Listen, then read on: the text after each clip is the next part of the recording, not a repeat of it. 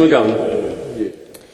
Thank you, Mr Deputy Speaker, and it's a pleasure to follow the honourable member for Sleaford and his introduction there of the historical context to this debate. I've listened carefully to what other members have said about the current situation, and I think that's vital.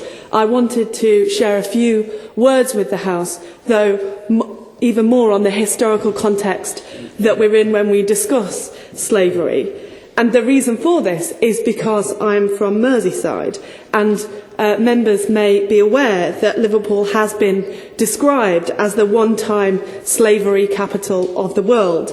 It's not a record that any of us that are associated with that city have any pride in, but it must be acknowledged. At one time, ships out of Liverpool carried about 1.5 million enslaved Africans. There were around 5,000 slave ship voyages. And in 2007, I was proud when National Museums Liverpool opened the International Slavery Museum. It opened on the 23rd of August, which was the anniversary of the Haiti uprising when enslaved workers fought back for their liberty. The museum is merely metres from the docks that once repaired the slave ships. And the reason why I wanted to speak about this today, briefly, is partly because of what Sir Peter Moores said at the time, which is that we can come to terms with our past only by accepting it. And in order to accept it, we need knowledge of what actually happened. And I think that there is a lesson there for us about what's happening today. And I'm so pleased that the House is having this debate, that we can bring to light some of the very important issues around trafficking and bonded labour that still exist in the world today. The resistance of enslaved Africans and the actions of abolitionists in Britain ended the transatlantic slave trade in 1807. But in the northwest of England, the cotton trade meant that we actually had links with slavery around the world for many years afterwards. And it's important that we, especially in this House, recognise our history. And the thing that I want to point out is that members of Parliament, members of this House that went before us, abolished the trade. But even more astounding was the conduct of members of public at the time. And I think there's lessons from history for us here. In 1788, there was 100 petitions to this House on the subject of slavery. 2,000 people from Sheffield, 22% of the adult population signed that petition. In 1792, there was 519 petitions, and every county in England was represented in standing up for enslaved people around the world. That was 1 in 10 of the adult population there, and I think that's an amazing part of our history that should be recognised. There was an overwhelming force of opinion that slavery was an utter offence to human dignity. And I think when we're talking about these matters, we need to reflect on what caused that uprising of emotion and outrage.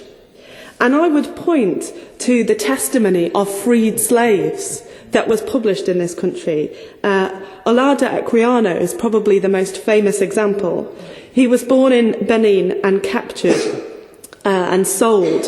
He was sold several times by slave traders, but eventually was allowed to buy his way out of slavery for £40, and he was in Britain at that time. He managed to publish his autobiography in 1789, and he most particularly brought to the attention of the public the horror of the Middle Passage.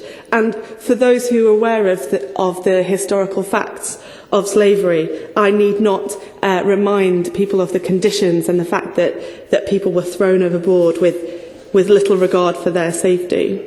This opened the eyes of the British people. They knew the reality and they would not stand for it. I think this shows us something about the morality that we all share. We care about each other and we cannot stand by when others face pain and indignity. And this is what makes change happen. Human compassion, the knowledge of what goes on and the power to act to change it. And that's why today has been so important, because we have reaffirmed our commitment as a group of parliamentarians yet again that we will not stand by in the face of human indignity. The Poppy Project has already been mentioned in the important work that it does. They've helped 700 women so far, and I think that we need to support their work, and I look forward to the Minister's remarks on the way forward for us all in making sure that the victims of trafficking in this country are treated and with the utmost of respect and care and helped find a way out.